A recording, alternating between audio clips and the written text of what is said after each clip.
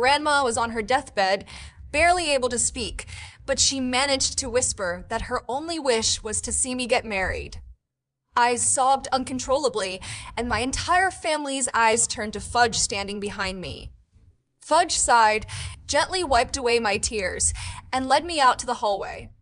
But the moment the door closed behind us, his expression turned cold. Yolanda, we've been together 7 years. You know I hate being forced into things more than anything. Relationships should develop naturally. They shouldn't be swayed by anyone else's opinions. His hand brushed through my hair, still somewhat soothing. There's no rush to get married. Let's wait until my company goes public and things stabilize, okay? I have a meeting tonight. Just handle your family for now. I'll bring you a gift when I get back. Before I could respond, he turned and left, walking side by side with his female secretary. The moment their figures disappeared behind the elevator doors, I saw the secretary rise on her tiptoes and naturally adjust his tie. And he didn't push her away. I dried my tears and returned to the hospital room, smiling as I took Grandma's hand. Grandma, don't worry. I'm getting married in 3 days. Before I walk down the aisle, I'll be waiting for you to brush my hair yourself. Hearing me say this, everyone in the room breathed a sigh of relief. Grandma's eyes even reddened as she said good several times.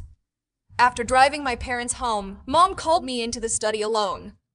Yolanda, there's something I've been holding back for a long time, but I need to tell you.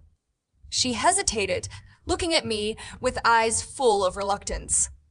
Last month on your birthday, Fudge came to give you a gift, but said he was busy and left after barely 5 minutes.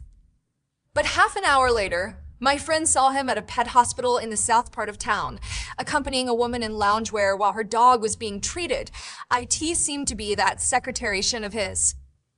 Mom pushed a photo toward me. In the photo, Sharon was holding a bandaged puppy in her arms, looking up with a smile and saying something. Beside her, Fudge had his head lowered, listening intently. The indulgence and affection in his eyes were almost overflowing. Even without any intimate gestures, the two of them seemed connected by invisible threads, forming a clear boundary between themselves and everyone around them. Looking at Fudge like this, I felt disoriented for a moment. Once upon a time, he used to look at me with that same focused, passionate gaze every day, his emotions constantly swayed by my joys and sorrows. Not like today, when my tears hadn't even dried before he demanded in a stern voice that I be considerate and mature, not to cause him more trouble.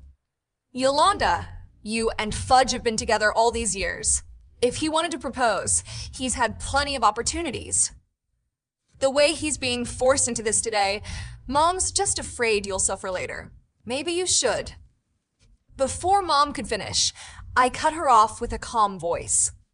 Mom, I am getting married, but who says I'm marrying Fudge? By the time I got back from my parents' house, it was late at night. I pushed open the door to find Fudge surprisingly still awake, sitting on the sofa in loungewear, watching the US stock market. Seeing me return, he closed his laptop, removed his glasses, and gave me a searching look. Why so late today? I forced a smile. I originally wanted to say that he had plenty of nights when he came home even later than this, but when the words reached my lips, I felt it was pointless. I gave a perfunctory response. Nothing much. Just spent some extra time talking with Mom. Fudge nodded, picked up a dazzling necklace from the jewelry box on the table, stood up, and walked toward me. Yolanda, thank you for helping me deal with the marriage pressure. You know, marrying you has always been my plan for the future. It's just that the timing isn't right yet. I only want to give you the most grand wedding. As he spoke, he tried to pull me into his embrace as usual and put the necklace on me. Ever since we started dating, whenever Fudge did something that hurt me, he would give me gifts to compensate. But in the past, no matter how expensive the gift was for him at the time, he would always feel guilty, carefully holding his sincere heart while apologizing, hoping to make me happy again. Not like now, with his face completely calm, his eyes containing nothing but the composure of someone in complete control, devoid of any tenderness. This version of him already felt sufficiently unfamiliar to me. I tilted my head away, dodging his hand and avoiding his embrace. Fudge, there's no need for this anymore. Let's end this here. Fudge's expression darkened abruptly. Yolanda, you were never someone who acted on impulse like this. Just because I didn't agree to get married right now, did you coordinate this with your family on purpose, using this to force my hand? I looked up, meeting the anger in his eyes with complete calm. I'm not forcing you, Fudge. I'm the one who doesn't want to be with you anymore. His expression grew even darker. We've been together 7 years. No one knows your feelings for me better than I do. Don't play hard to get with me. I'm not falling for that trick. He was convinced I was throwing a tantrum, convinced I was using Grandma's situation to pressure him into compromising, to force him to propose immediately. Looking at him, I suddenly found it all laughable. Laughable that I'd persisted all these years. Laughable that it took me until now to see clearly what a cold, selfish person he was. I'm not playing hard to get, Fudge. You're too self-centered. You only ever think about yourself, about your company, about your reputation. But you've never considered me or my family's wishes. As if I'd struck a nerve, his expression grew even uglier, and his voice rose considerably. I work myself to the bone, try to get my company to go public. Isn't that all for giving you a better life in the future? I'm postponing the wedding to give you a grand ceremony, aren't I? Yolanda, why can't you just be more understanding and stop trying to force me to do things I don't want to do? Understanding? My nose stung with tears. Haven't I been understanding enough? Shortly after we got together, because he repeatedly told me I was too sharp-edged, I learned to restrain myself, to retreat further and further. All these years, even though I desperately wanted to get married, I kept considering his various excuses and repeatedly convinced myself and my family to postpone. Even now, because I loved him, I tolerated his intimacy with Sharon over and over, hypnotizing myself into believing he still loved me. This version of myself disgusted even me, let alone anyone else. Fudge, whether you believe it or not, I've had enough. I don't want to wait for you anymore. I don't want to revolve around your schedule anymore. And I definitely don't want to watch you and Sharon carry on ambiguously. At the mention of Sharon, something flickered in his eyes before being covered by anger again. I've told you countless times, she and I are just colleagues. Stop being unreasonable. The wedding is non-negotiable. We have to wait until my company goes public and stabilizes. No matter how much you make a scene, it won't change anything. With that, he threw the necklace onto the sofa, turned around, and left. The door slammed shut with a bang. The framed photo hanging in the entryway fell and shattered on impact. This apartment was one we bought together in our 3rd year. I handled all the decorating myself. Every corner held my expectations from back then. But now, all that remained was overwhelming disappointment. The warmth from those early days was completely gone. I opened the closet, took out my clothes, folded them one by one, and placed them in the suitcase I'd prepared in advance. From the study, I only took necessary documents. I left everything else untouched. After packing everything, I contacted a courier service and had my suitcase sent to the apartment I'd rented in advance. Once I'd finished all this, I sat on the sofa in a daze. My phone suddenly vibrated twice. A notification that Sharon, whom I'd marked as a special contact, had posted a new update. Period cramps are killing me, but someone made me brown sugar water. I'm so blessed. The accompanying photo was taken in a kitchen. A broad-shouldered, narrow-waisted man in a crisp suit was wearing a teddy bear apron, standing with his back to the camera in front of the stove. Even without seeing his face, you could tell from his body language how relaxed and at ease Fudge was in this moment, completely different from the coldness he showed me. In the past, facing Sharon's overt and covert provocations, I would always lose control and demand an explanation from Fudge. Now, I simply raised my hand, calmly like the post, then blocked both Fudge and Sharon. Soon after, there was a knock at the door, and I received an email. Opening it, I found a wedding invitation with a deep red background and gold embossed patterns. At the same time, my phone showed a message from Lucas Ashford. He was an investor I'd met through an elder's introduction. He was steady and reliable in his dealings. 3 days ago, when I set the wedding date, I reached an agreement with him to get married that same evening. Yolanda, did you receive the invitation? This is the design you selected. Does the sample meet your expectations? I was slightly taken aback, not expecting him to be so efficient and thorough. This sense of reliability was something I had never received from Fudge. I came back to my senses and sent Lucas a positive confirmation. Looking down again at the date on the invitation, there were still 3 days. That was enough time. The next morning, I went to the company. I wanted to wrap up my project. As soon as I walked into the office area, scattered discussions drifted from nearby. Did you see Secretary Shin's post yesterday? Mr. Harrington personally made her brown sugar water. The whole company's been talking about it, and Mr. Harrington hasn't clarified anything. Obviously, he's acknowledging it. I think Secretary Shin and Mr. Harrington make a great couple. They look perfect together. I paused slightly. Back when Fudge said office romances weren't appropriate, we concealed our relationship. Now he didn't care anymore? Several colleagues saw me, and the discussion stopped abruptly. Their expressions turned panicked and awkward. Before Sharon appeared, when they knew the company was co-founded by Fudge and me after college graduation, they used to ship us together. I understood and said reassuringly, "Don't be nervous. They really are well matched."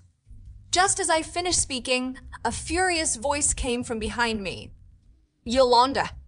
Fudge approached with an icy aura, striding up to me with a dark expression, his gaze sweeping over the surrounding colleagues. Everyone immediately lowered their heads, not daring to make another sound. "Come with me." He turned and walked into the office first. I followed him in. After closing the door, Fudge turned around and looked at me silently for a moment. "What did you mean by liking Sharon's post yesterday? And what did you mean by blocking me?" I leaned against the door, my expression indifferent. "The like was genuine well wishes. I blocked you because we've already broken up. There's no need to keep private contact information." Fudge's anger intensified. "Well wishes?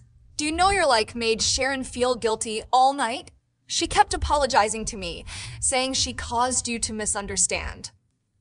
I found it absurd and couldn't help laughing. Fudge, if she really felt guilty, she should apologize to me. But you and I are already over. Whatever happens between you and Sharon has nothing to do with me.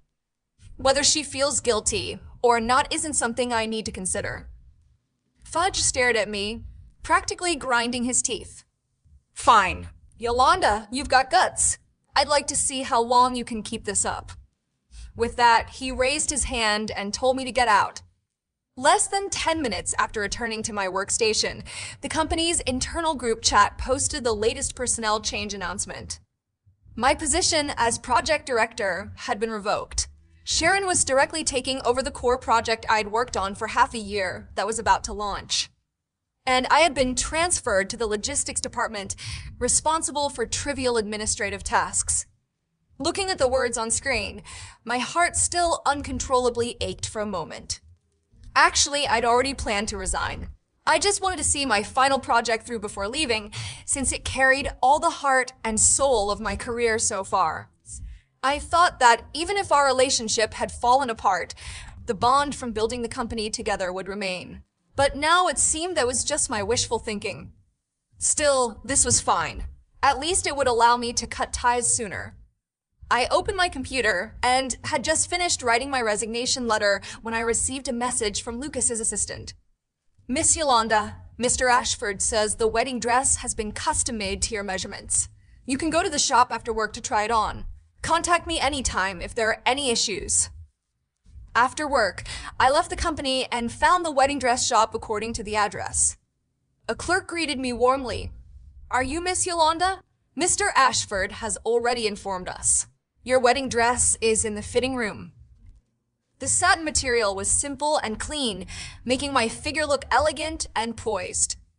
Standing before the full-length mirror, looking at myself in the wedding dress, my thoughts churned uncontrollably.